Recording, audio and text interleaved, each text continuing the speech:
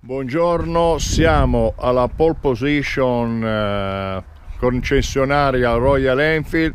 Questo è il nostro amico Paolo, meccanico ufficiale della pole position.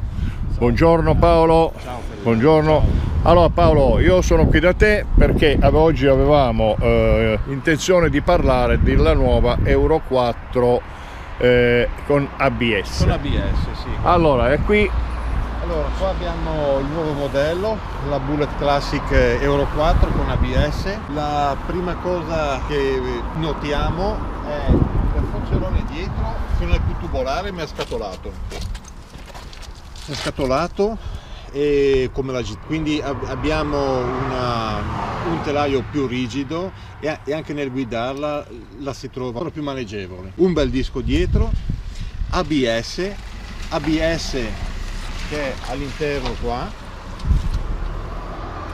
della Bosch, quindi garanzia totale, e provandola hai la sensazione di avere una nuova Royal Enfield davvero, con meno vibrazioni, molto più fluida, un minimo molto più regolare. Sì, infatti ho sentito che c'è un minimo proprio Sì. incredibile. Sì.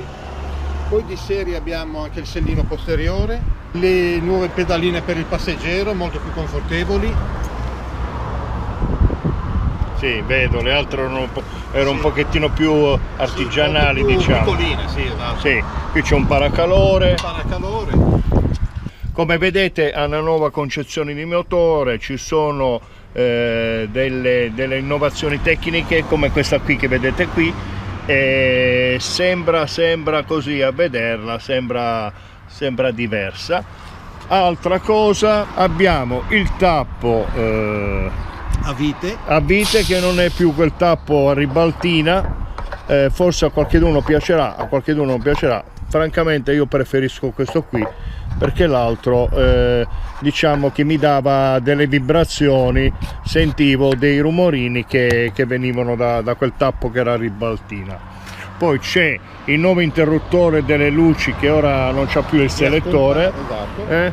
quindi appena si mette in moto, ora Paolo ce la metterà in moto, Appena facciamo contatto notiamo con la spia dell'ABS.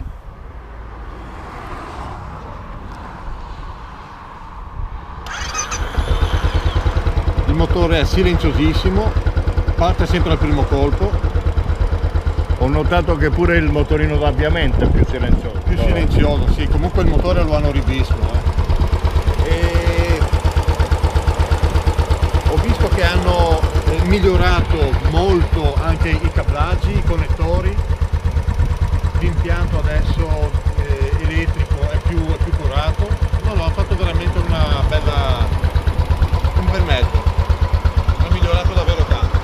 Allora io vi dico, da utilizzatore di Royal Enfield, cioè io ho una B classico come quella di Paolo, con questo modello qui che è quello che a me piace di più, diciamo che non c'ha tante cromature, che come mio gusto personale non mi vanno tanto.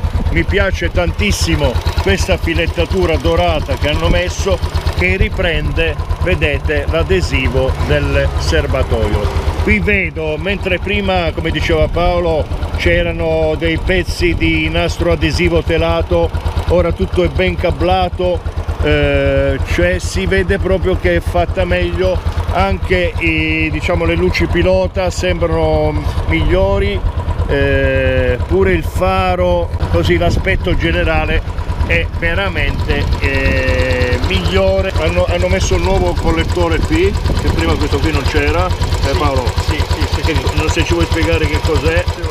Qui per l'Euro 4 abbiamo un nuovo catalizzatore nel collettore, giusto per rientrare nelle nuove normative di legge. Va bene.